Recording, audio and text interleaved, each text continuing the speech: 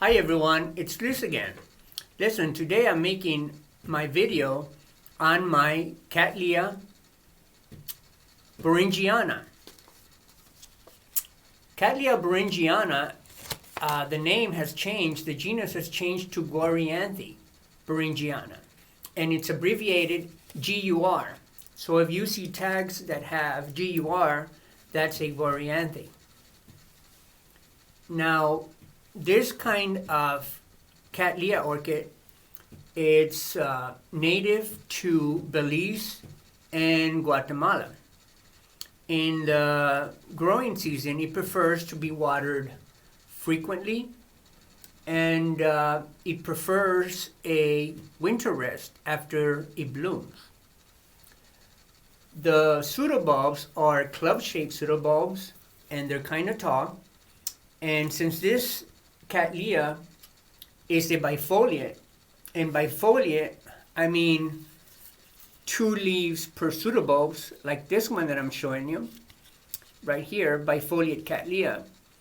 And it's not uncommon that you'll see 3 leaves per pseudobulb, like this one, and like this one over here. 3 leaves per pseudobulb. That's okay. Now, this plant can bloom between 10 and 15 flowers per inflorescence.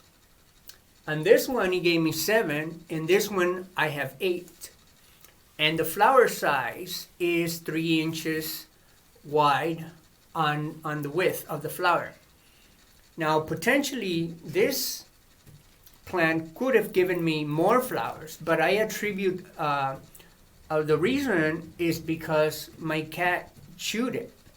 So if you see right here, there's 1, 2, 3 pseudobulbs that were cut, and the reason I cut them is because my cat chewed them, and they were not salvageable. I had to cut them because they wouldn't stand on their own. So if you have cats, keep them away from your plant because they'll eat it, they'll chew it.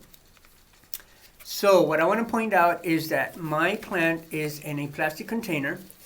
You can see all the roots in there. And I have it in leca pellets. And it likes it here. It's doing fine. So maybe next year I'll get more blooms. I think it just had a little setback because of the broken pseudobulbs. So I want to go into culture. As far as how I grow it here in Texas, San Antonio, and the temperature goes up to the hundreds, but I do keep it under shade cloth. So it prefers, like I said, warm to hot. So it does perfect here in San Antonio. And if you're a beginner for Cattleya orchids, this would be the perfect Cattleya if you're a beginner.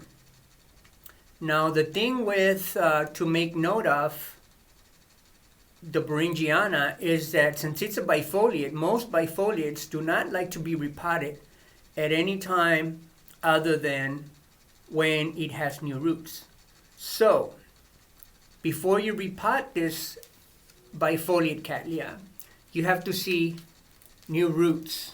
So right now, clearly there's no roots, it's in bloom. And you wouldn't want to repot it now anyways. But in the spring, when you start seeing new roots, then you can repot it. So the only other thing that you want to give this orchid is that you want to protect it in the winter from cold. I wouldn't give it anything lower than 45, and it'll be fine. Because if you start going too low, then you're going to get ridges on your pseudobulbs. They're going to start cracking. You don't want that. So I want to point out the bloom itself. It has a little white throat. I don't know if you can see that. And then right here, the little white throat. And then you have a darker halo around that on the lip. So that's that. And this is, again, my Cattleya, or Guarianthi now, bowringiana. So, before I forget, ho ho ho, before I forget, stay safe everyone, stay warm, keep your orchids warm, and